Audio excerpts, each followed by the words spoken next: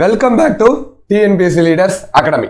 இப்போ நம்ம இந்த வீடியோல என்ன பார்க்க போறோம் அப்படின்னா 70 நாள்ல பிரிலிம்ஸ்லையும் கம்ப்ளீட் பண்றோம், மெயின்ஸையும் கம்ப்ளீட் பண்றோம். எப்படி சார் 100% சிலபஸ் கம்ப்ளீஷன்? இதை முடிக்கும் போது மற்ற மாணவர்களை காட்டிலும் நீங்க எந்த இடத்துல இருப்பீங்க அப்படின்னா உயர்ந்த இடத்துல இருப்பீங்க. நீங்க ஃப்ரெஷர்ஸா இருக்கலாம், ஆல்ரெடி குரூப் 4 எழுதியிருக்கலாம், இல்ல போன குரூப் 2 கூட எழுதியிருக்கலாம். இந்த வீடியோ உங்களுக்கு ஒரு ஐ ஓப்பனிங்கா இருக்கும். ஷெட்யூலுக்கு போறதுக்கு முன்னாடி எந்த ஒரு பிளானை நீங்க கேட்டீங்கனாலுமே அது உங்களுக்கு ஆரம்பத்துல எப்படி இருக்கும், என்னன்னு புரியறதுக்கு கொஞ்சம் நேரம் எடுத்துக்கும். ஒரு வார காலத்துல ஓகே இதை எப்படியாச்சும் நம்ம செஞ்சிடலாம் அப்படிங்கிறது தோணும். ஒரு மந்த்ல உங்களுக்கு என்ன தோணும் அப்படின்னா இது மிகப்பெரிய எளிமையான விஷயம் அப்படின்னு தான் தெரியும். அதனால இந்த ஷெட்யூலை நீங்க பார்க்க உங்களுக்கு குரூப் 2ங்கிற வேலை கையில வந்து கிடைச்சிரும். நம்ம வீடியோவை இப்பதான் முதல் தடவை பாக்குறீங்க அப்படின்னா யூடியூபை சப்ஸ்கிரைப் பண்ணிக்கோங்க. இந்த டெலகிராம் லிங்க் நான் டிஸ்கிரிப்ஷன்ல கொடுக்குறேன், அதை கிளிக் பண்ணி ஜாயின் பண்ணிக்கோங்க. நீங்க எந்த கேள்வியை வேணாலும் என்னிடம் கேட்கலாம்.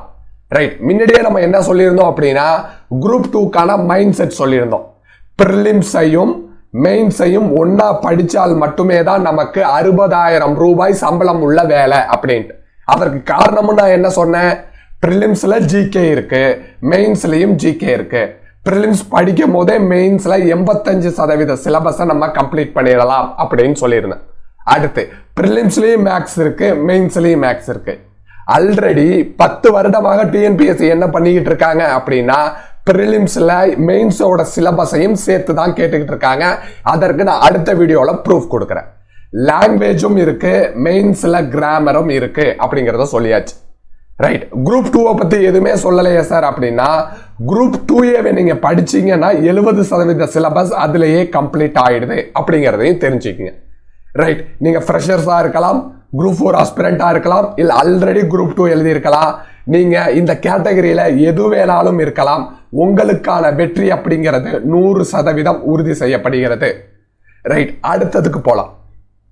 நம்மளுடைய ஷெட்யூலை எப்படி சார் சயின்டிபிக்கா டிசைன் பண்ணியிருக்கோம் அப்படின்னா ஒரு நாள் இருக்கும். ரைட்டா, அந்த ஒரு நாள்ல நீங்க ஜிகே தலைப்பையும் படிக்க போறீங்க, பிரிலிம்ஸுக்கும் மெயின்ஸுக்கும் சேர்த்து. கஷ்டமா இருக்குமா சார்னு கேட்டா கஷ்டமாக இருக்காது. ரைட்டா, நீங்க லாங்குவேஜ்ல தமிழ் எடுத்திருந்தீங்கன்னா அந்த தமிழை படிப்பீங்க. இல்ல நான் இங்கிலீஷ் தான் சார் படிக்க போறேன் அப்படின்னா நீங்க இங்கிலீஷ் படிப்பீங்க.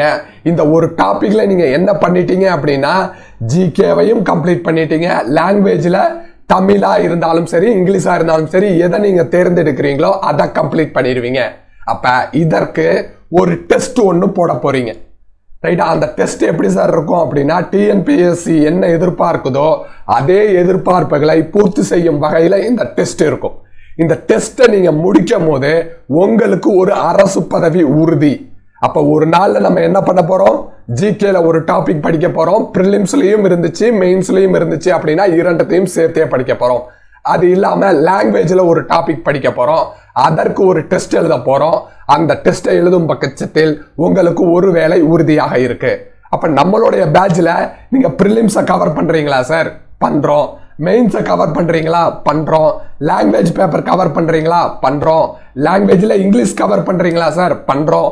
மேக்ஸ் கவர் பண்றீங்களா சார்? பண்றோம்.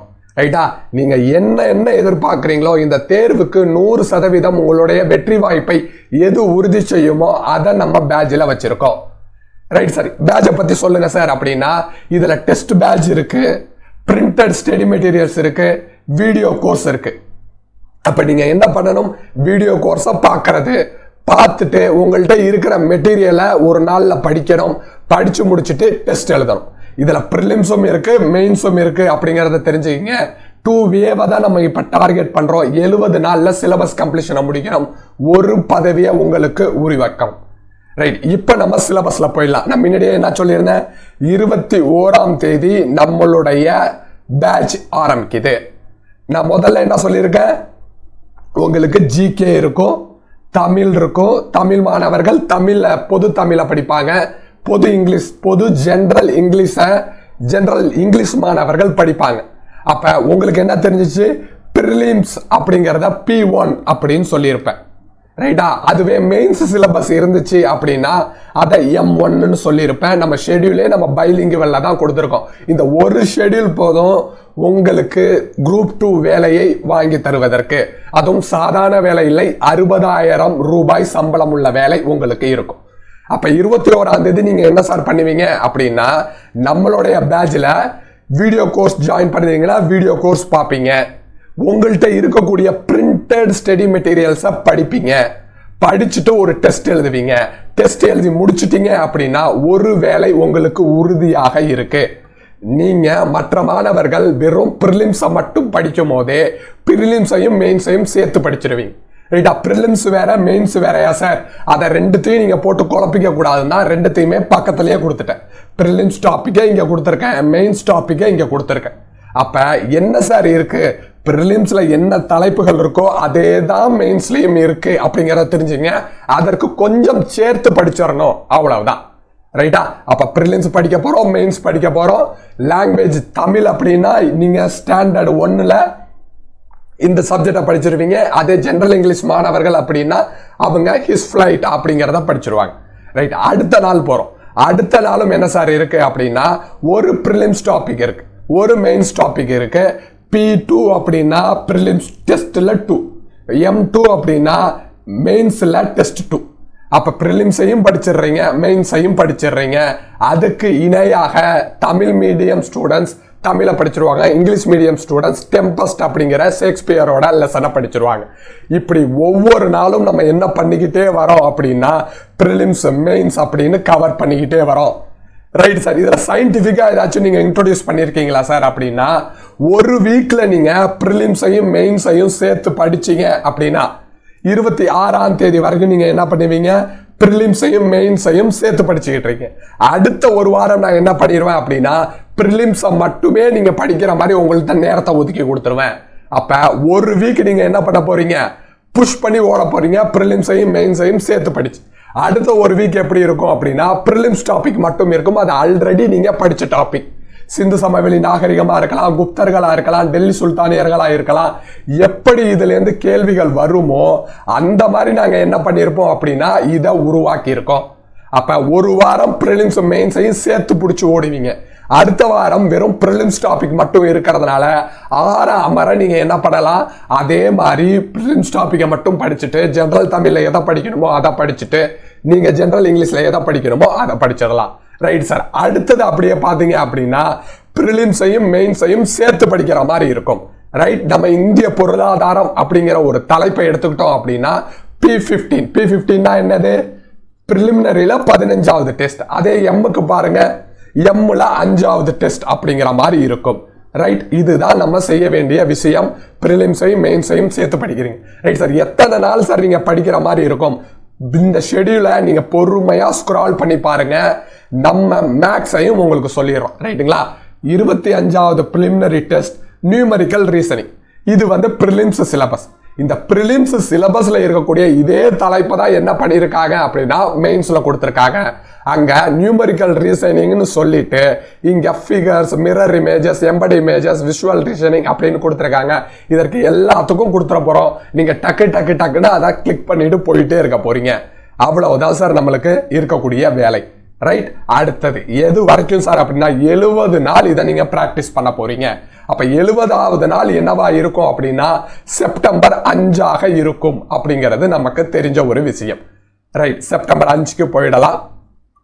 அதுக்கு அப்புறம் நோட்டிபிகேஷன்ல என்ன சொல்றாங்களோ அதற்கு தகுந்த மாதிரி நம்ம செக்ஷன் வைஸ் டெஸ்ட் வச்சுக்கலாம். அடுத்தது மார்க் டெஸ்ட் வச்சுக்கலாம். இந்த மார்க் டெஸ்ட் அப்படிங்கிறது டிஎன்பிஎஸ்சி ஒரிஜினல் கொஸ்டின் பேப்பர் எப்படி இருக்குமோ அதே மாதிரி இருக்கும்.